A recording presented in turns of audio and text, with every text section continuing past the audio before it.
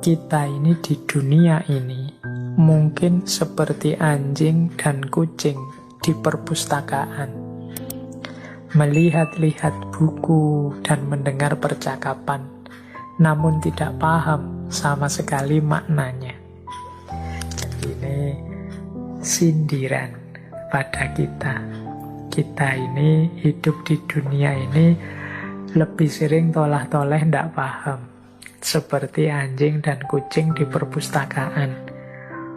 Di perpustakaan itu kan buku-buku banyak, percakapan-percakapan berkualitas juga berseliweran. Hanya saja anjing dan kucing tidak bisa mengambil manfaat dari situ. Jadi meskipun dia sudah ada di dalamnya. Nah, ini mungkin sindiran bagi kita. Hari ini itu ya referensi-referensi berkualitas bisa mudah kita temukan di mana-mana. Obrolan-obrolan berkualitas itu ada di mana-mana. Apalagi sekarang ada YouTube, media-media sosial, itu kan bertebaran hal-hal penuh kualitas. Kita ini ya tiap hari hanya tolah-toleh saja. Ya kita lihat sih, ya kita dengarkan sih, tapi otak kita tidak jalan. Kita tidak paham, kita tidak dapat apa-apa. Hidup kita tidak berubah-berubah jadi lebih baik. Ini seperti ayam yang mati di lumbung. Banyak sekali materi, banyak sekali gizi, malah mati. Kenapa? Tidak bisa mencerna, tidak bisa memakannya. Ya langsung William James nyindir kita. Kita ini seperti anjing dan kucing di perpustakaan. Satu ketika beliau bicara seperti ini. Pandangan kita tentang dunia sejatinya terbentuk oleh keputusan kita tentang apa yang harus kita dengar. Nah, ini hubungannya dengan pembentukan jalan pikiran. Ini mungkin menyadarkan kita bahwa yang selama ini kita anggap kebenaran, yang selama ini kita anggap pasti baik, pasti cocok, pasti sesuai, itu bisa saja sifatnya reduktif. Reduktif itu hanya sejauh yang kita tahu, bahkan sangat minimal. Karena yang kita tahu, kita anggap benar dan kita anggap baik itu hakikatnya ya karena kita membatasi mendengar pada apa yang ingin kita dengar saja. Pilihan-pilihan kita terhadap saya suka ini, saya dengarkan. Saya tidak suka itu, saya tidak mau dengar, tidak mau lihat. Ini kan pilihan-pilihan kita.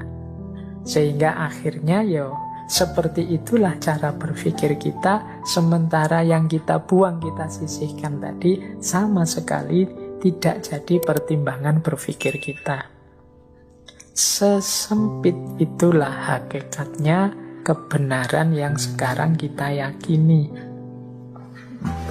Ini pandangan versi William James. Jadi kita memandang dunia ini sebagai apa? Misalnya ada yang memandang dunia ini godaan, Pak. Ada yang memandang dunia ini nikmat dari Allah. Ada yang memandang dunia ini hanya alat, bukan tujuan. Macam-macam pandangan kita tentang dunia itu biasanya sesuai dengan mana yang kita pilih dan kita mau mendengarkannya atau membacanya. Berarti masih banyak versi yang lain, masih banyak pendapat yang lain yang kita sisihkan. Yang itu mungkin tidak jelek loh, yang itu mungkin ada baiknya, ada benarnya juga loh. Hanya saja tidak kita pilih. Nah, itulah yang hari ini kita sebut perspektif. Ya setiap orang beda-beda kalau sudah menyangkut pandangan tentang dunia. Bedanya karena apa? Ya karena setiap orang milih sesuai seleranya masing-masing. Nah, jadi kalau itu tentang perspektif dunia. Kita lanjutkan lagi. Kata William James, kalau engkau percaya bahwa merasa buruk atau merasa khawatir saja telah cukup untuk mengubah masa lalu atau masa depan, mungkin engkau tinggal di planet lain dengan sistem realitas yang berbeda. Nah, ini lagi-lagi sindiran, sarkas untuk kita. Kita itu kan makhluk manusia yang mudah merasa panik, mudah merasa buruk, tapi males bergerak untuk mengubah situasi. Jadi kata William James, kalau engkau hanya merasa buruk dan merasa khawatir saja dan menganggap yang seperti itu sudah cukup untuk mengubah masa lalu atau masa depan, jangan-jangan engkau tinggalnya di planet lain, tidak di bumi. Kalau di bumi ini, kalau kamu merasa buruk atau merasa khawatir, atasi itu. Jangan diam saja. Kalau kamu ingin melakukan perubahan, bergeraklah.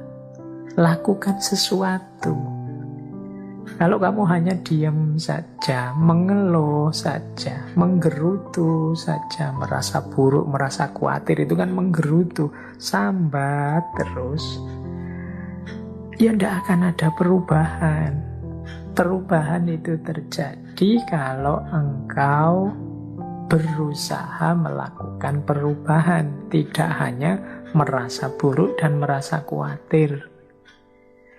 Jadi, kalau engkau menunggu perubahan dengan hanya merasa buruk dan merasa khawatir, mungkin engkau tinggalnya bukan di bumi, tapi di planet lain yang sistem sunatullahnya berbeda. Sunatullah hidup di bumi ini kalau ingin perubahan harus melakukan tindakan. Jadi ini quotes yang jenisnya sarkas, nyindir kita. Pindah saja ke planet yang lain kalau memang cukup dengan menggerutu, dengan sambat, marah-marah, merasa buruk, merasa khawatir terhadap situasi.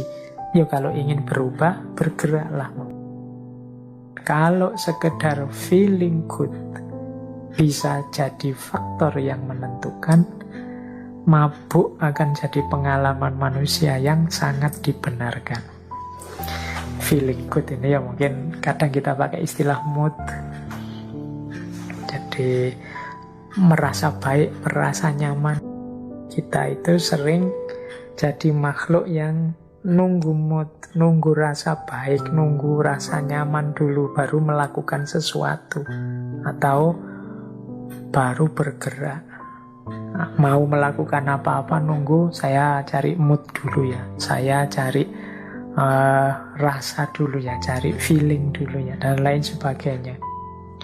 Kalau sekedar ingin feeling good, kata William James, kamu mabuk saja lah.